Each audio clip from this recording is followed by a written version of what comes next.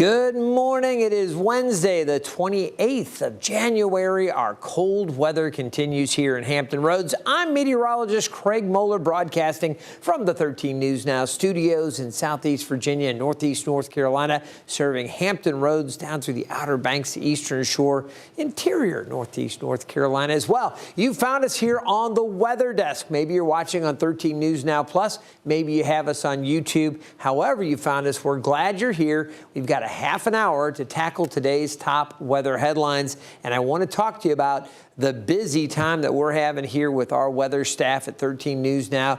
We are keeping our eyes out to another potential significant system that could present a number of issues, from heavy snow to tides to maybe, we're talking about flooding tides, possibly some damaging winds in places depending on the strength and where exactly this coastal low develops. Lots of questions. Let's get into our headlines. All right, so we have more on the winter storm from past weekend, the aftermath from that. Folks still dealing with a whole bunch of different issues. We've got this Arctic blast that has been freezing bodies of water in the eastern U.S. Down to the south, honestly. Some areas have been very cold all the way down to the south. And we've had more issues with ice rescues, and that continues to be a big concern. We've been stressing it. Folks need to stay off the ice. We've got some more positive stories to tell you with ice rescues. With today's stories coming in, people are surviving some of these encounters, but it is so dangerous. We're also going to show you a story on how first responders train for these ice rescues. So it's kind of interesting taking a look at the training they go through. I think you'll enjoy seeing that. All right, snow has been a major story. Some folks facing fines for not getting the snow removed. We'll show you what parts of the country are seeing that. And we're going to talk about more snow chances coming up right here in the Mid-Atlantic as we get into the weekend. So a lot to break down. And we're going to start off with the fact that we do have a weather impact alert for Saturday into Sunday because of this developing coastal low. Call it a nor'easter, call it a coastal low. It really depends on how this thing tracks. But the bottom line is everything is pointing to the development of this area of low pressure. We're very confident we'll see that. And that is likely to produce some significant wintry weather here in the Mid-Atlantic. We're also talking about the potential for flooding tides and some stronger winds. That's if the low tracks in one way. If it goes another way and stays farther offshore, we wouldn't see that much. Also, the intensity of the low, there's a lot that will be pinning down over the next couple of days. You really do need to pay attention to the forecast and the forecast updates.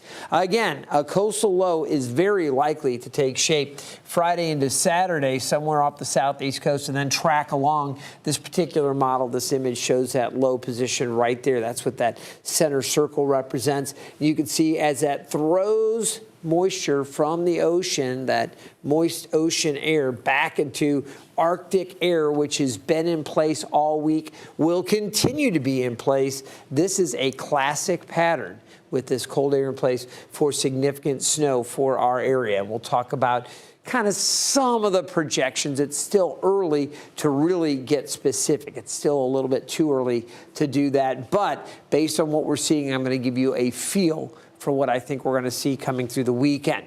Let's start off, though, by taking a look at the fact that millions of Americans are still dealing with the aftermath of a massive winter storm that obviously dumped a tremendous amount of snow over much of the country. The system is now to blame for at least 40 deaths. It also knocked out power to more than 1 million electric customers, and in some places, crews are still working to restore service. ABC's Hannah Battah has a closer look at the recovery efforts. This morning, bitter cold, snow and ice causing problems across the country. In Tennessee, dozens of children are now being treated for carbon monoxide exposure at a Nashville hospital as families struggle to stay warm without power after last weekend's storm. More than 140,000 power outages still reported overnight in that region alone. A hospital spokesperson saying, unfortunately, many folks may have resorted to using heating options that are not optimal. On this side, you have all of these down power lines. There are as many as 10 broken power poles on this street alone. These linemen, they're working on repairing this one. Days after the storm, major travel disruptions linger. After a record number of cancellations, American Airlines is now offering flight attendants double pay to cover extra flights today. Some pilots and crew members sleeping in airports. Traveling by car, not much easier. People across Pennsylvania have been waiting days for their streets to be plowed. I saw my neighbors try to make it up that hill. It didn't work out.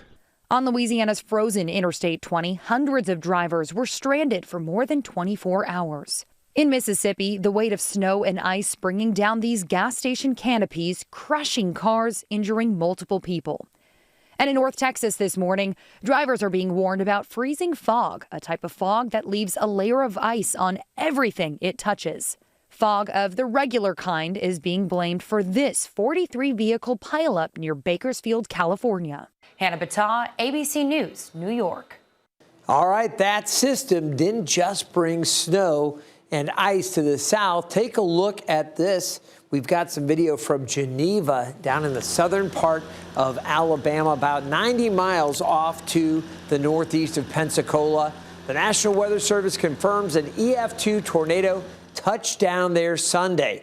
This is a look at the damage. Again, this is Geneva, not far from the Florida state line, and that tornado packed winds of 115 miles per hour. It swept through downtown, destroying a brick building and blowing out windows and bringing down power lines and trees. Fortunately, no one was hurt during the storm.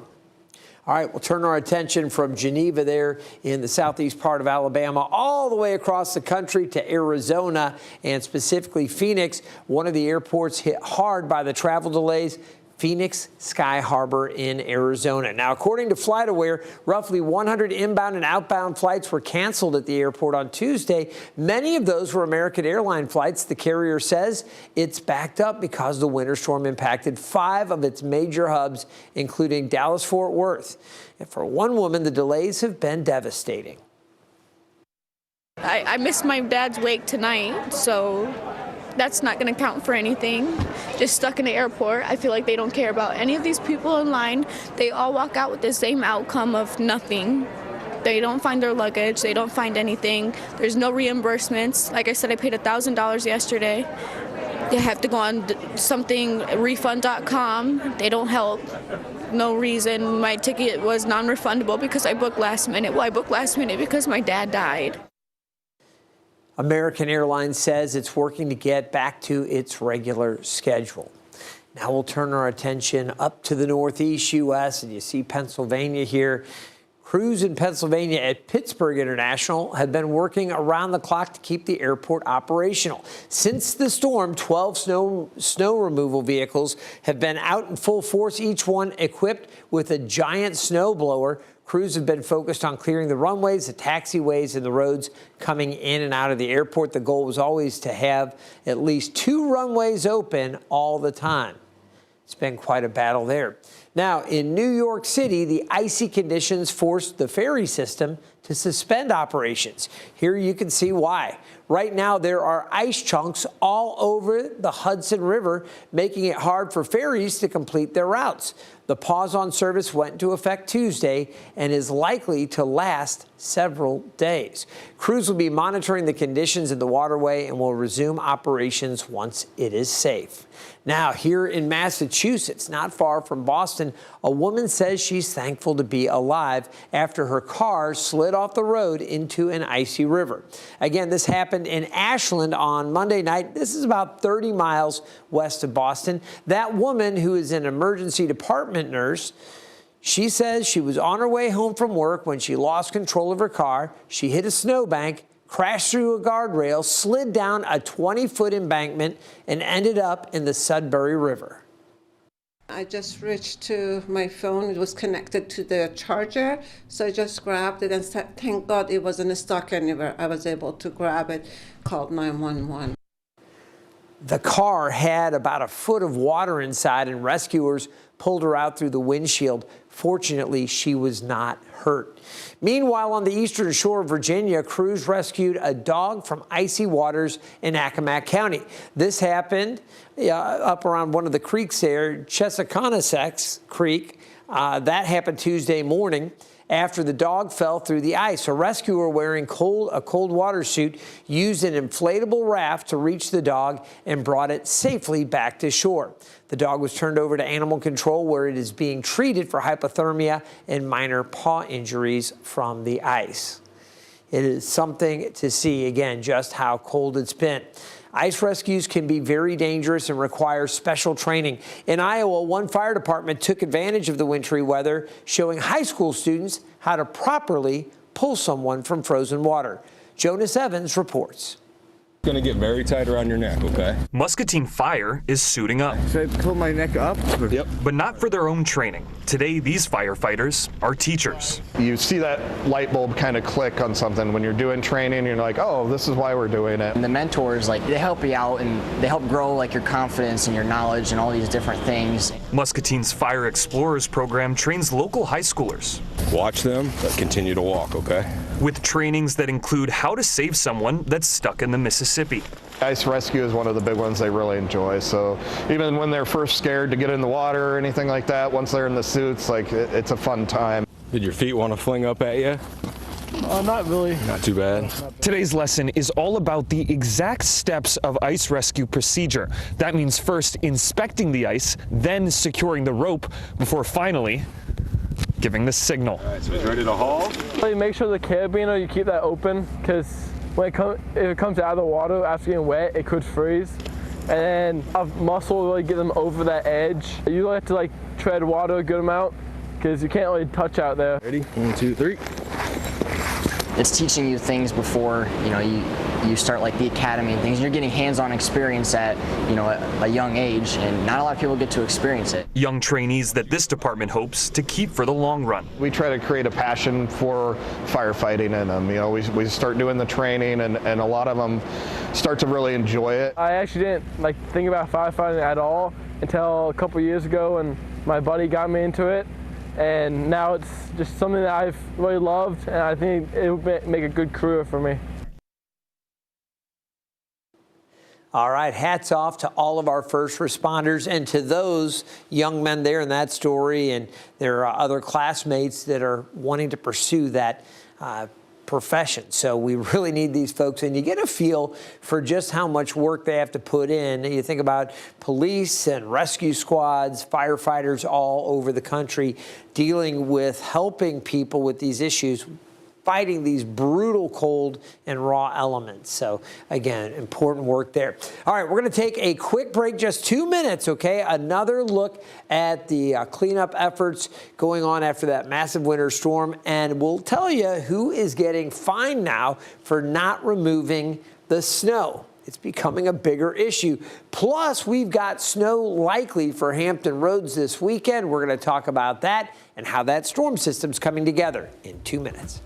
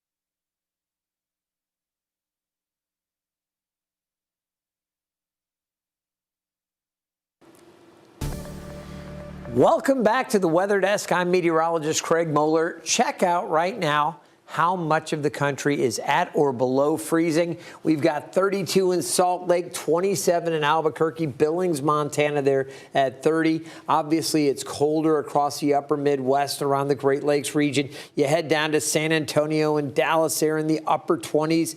You've got mid-20s around Little Rock, Atlanta at 31. This cold air entrenched across the Carolinas. Norfolk at 26. And then you get up into the teens there in New York City. 4 below in Bangor, Maine. So really cold. Chicago right now, 1 degree. These are not wind chills.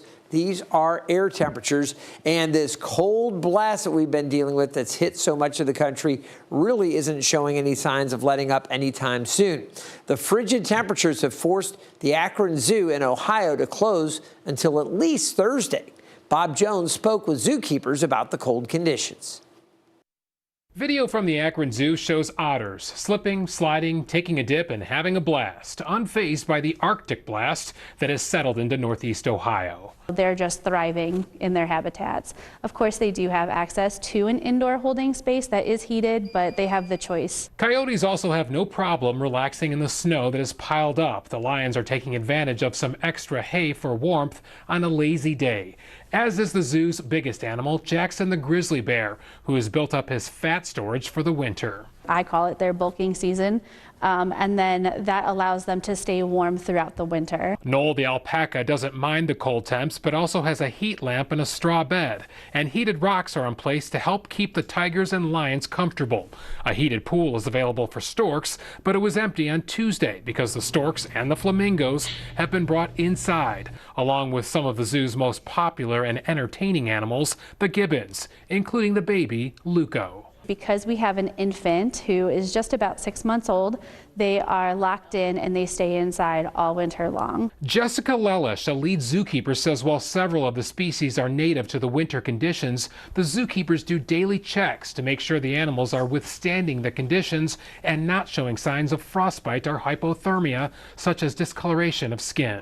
It just depends on the species. If we believe that there is a concern for frostbite or hypothermia, then we will make special heating accommodations for those animals. Jessica says the zookeepers are considered essential employees and take their jobs to protect the animals during this frigid weather seriously. The keepers are really running around making sure that our buildings are staying warm, that our animals are comfortable through the snap, and then we go home and worry about ourselves because it's also cold and we have to stay warm too.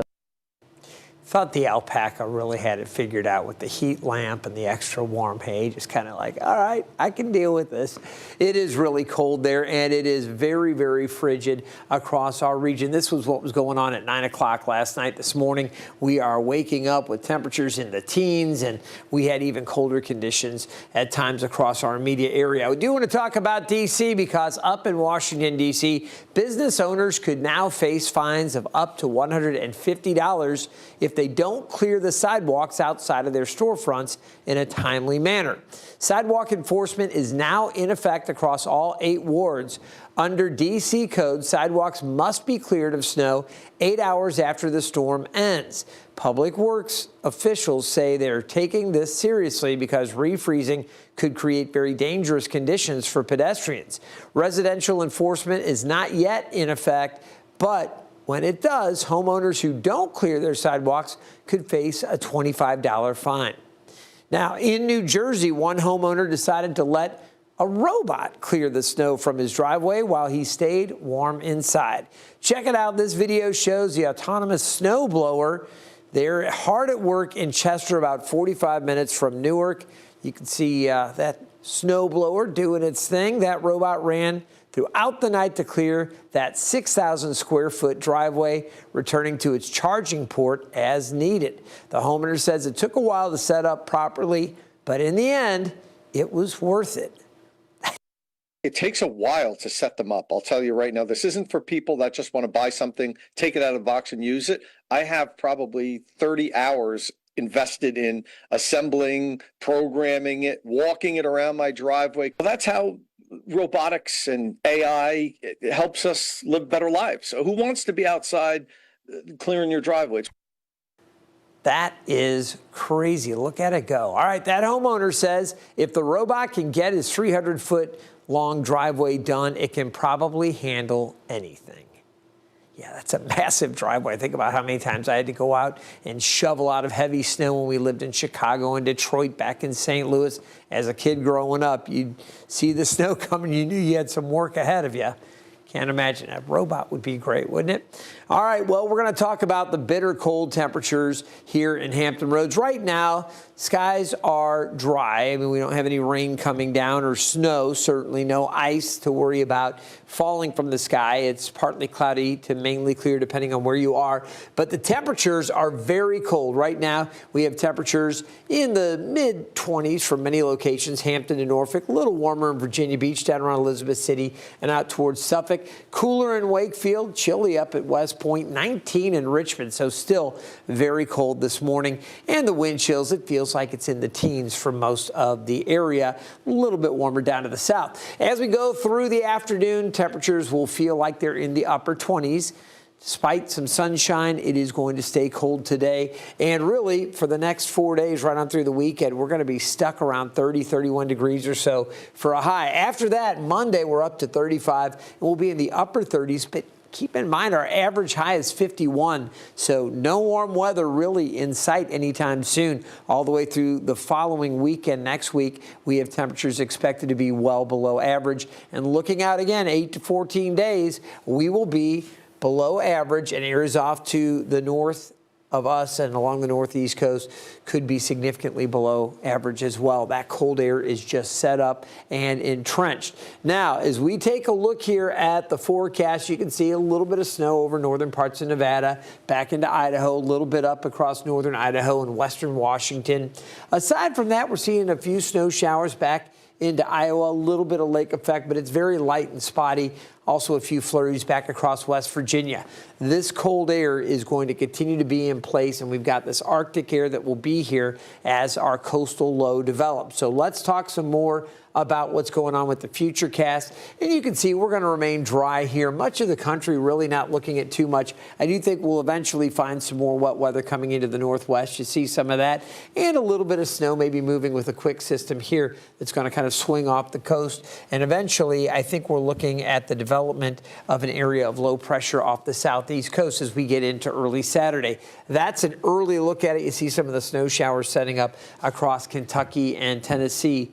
As we get into the weekend, though, we want to talk about what's coming, and that is the development and maturity of a coastal system. Now, this is Saturday into Sunday for Hampton Roads here in the Mid-Atlantic. I do think that we've got a pretty good chance at accumulating snow, possible tidal issues. We could see some tidal flooding, and the wind is also potentially going to be an issue depending on how strong the low gets and where exactly it tracks. As we look ahead with the Climate Prediction Center's hazards outlook, they've got heavy snow potentially for Saturday into Sunday for this region. That's what the NOAA's Climate Prediction Center is putting out.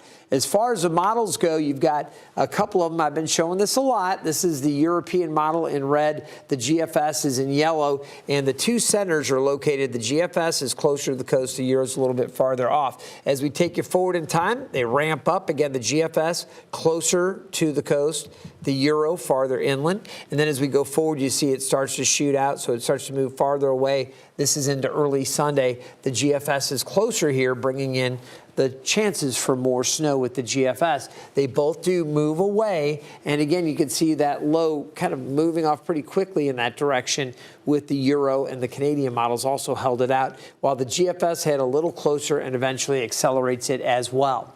The track, timing, and intensity of this system is going to have a huge impact on what we see or what we don't see here in Hampton Roads. This is the GFS, and at 11 o'clock, I will say the new GFS is showing up closer to our area, bringing some warmth and moisture into the southern Outer Banks. You see more rain there. But for most of the area, the air is going to be so cold that it should be mainly snow. As you can see, you don't really get that big changeover like we saw last weekend with the rain. Instead, it would be more snow coming down.